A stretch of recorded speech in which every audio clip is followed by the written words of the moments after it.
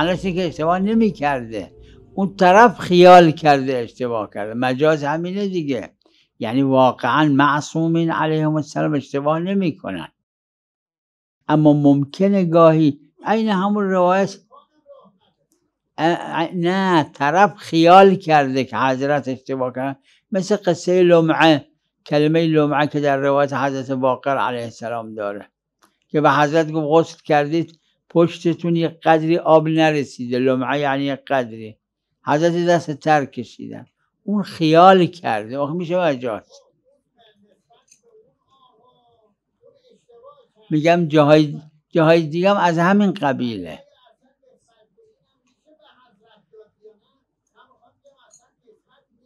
عرض کردم به حضرت باقر میشه نسبت داد که اشتباه کردن؟ نه، اون خیال کرده حضرت اشتباه کردن.